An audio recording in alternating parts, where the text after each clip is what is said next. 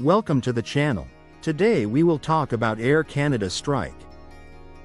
On August 16, 2025, more than 10,000 Air Canada flight attendants walked off the job in their first strike since 1985.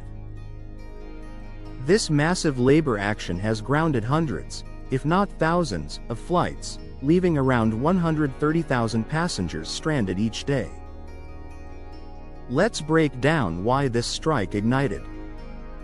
Contract talks collapsed after negotiations between Air Canada and the Canadian Union of Public Employees, CUPE, failed.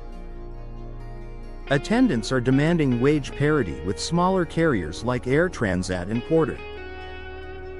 A key issue: compensation for ground work, time spent at the airport helping passengers, boarding, etc., which currently isn't paid. How big is the disruption? Over 600 flights cancelled in the first week, with projections pointing to hundreds more. Roughly 130,000 customers affected daily by the shutdown. This impacts international and domestic routes alike, hitting travelers hard during one of the busiest travel seasons. In this case, two parties involved are Air Canada and CUPE, Canadian Union of Public Employees. What are each side saying?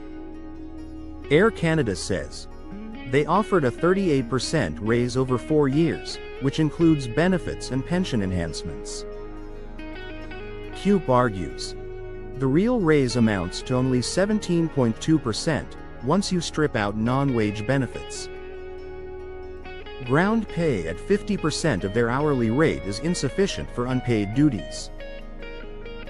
They point to a gender wage gap, noting pilots, mostly men, got 26% raises, while attendants, mostly women, were offered just 8%. So, what is government response in this case? Minister urged both parties to return to talks and warned of escalating disruption. Air Canada requested binding arbitration under Canadian labor law, a move the union opposes.